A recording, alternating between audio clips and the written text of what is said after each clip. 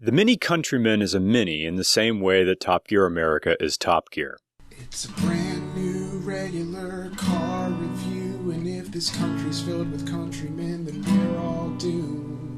2013 Mini Countryman Cooper S. Let's get one thing straight. This Countryman's 1.6-liter four-banger needs that turbo to boost the power plant up to 181 horsepower because this Brit has become chubbier than Stephen Fry at the end of his American Holiday where he shot a .44 Magnum, jacked up his arm, and binged on halupkis and chili fries. Okay.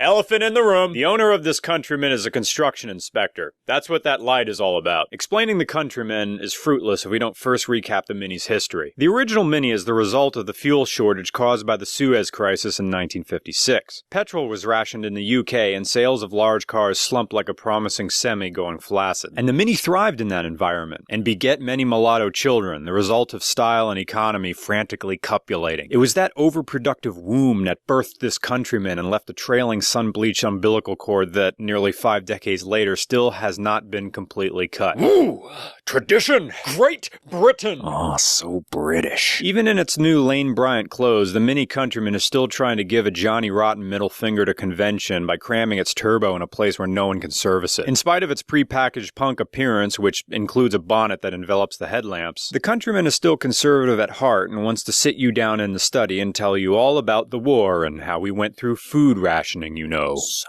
British. The Countryman is not revolutionary because it still sticks to Mini's tradition of being whatever car its owner needed it to be, within a certain set of parameters. See, England never had the Jeep CJ5, but they did have the Mini and they made do. British. All the fuel gauge really tells you is when you have half. Toggle switches like a Lancaster bomber. The head unit boosts CDs, whatever that means. This Mini is four-wheel drive, but its adoptive Bavarian parents insist you trust their judgment, or you will get four-wheel drive when it's time, and not before. The emergency brake is off of a pallet jack. The vents by the letter S go nowhere. You get independent suspension all around, so that's cool. I want a man with a beeswax mustache to make me a cucumber sandwich and tell me about India. So British. Drape me in a Macintosh and tell me about the Boer War. But by 2005, the Mini had become so iconic to the United States that the aesthetic of the vehicle had become part of our cultural lexicon as Yankees, despite bearing no resemblance to the regular car of its inception. The Mini prompted a love-hate relationship among car enthusiasts worldwide.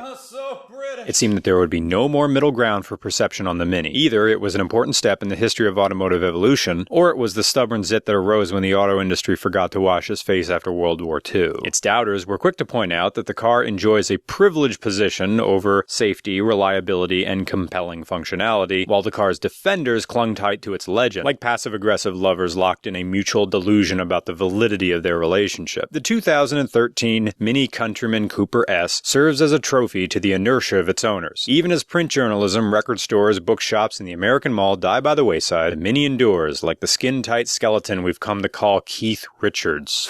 So British. Let's sit arm in arm on your sofa, slow jerking it to VHS tapes of Desmond Morris, with the sound muted. Oh, real fart brewing. Microphone cord.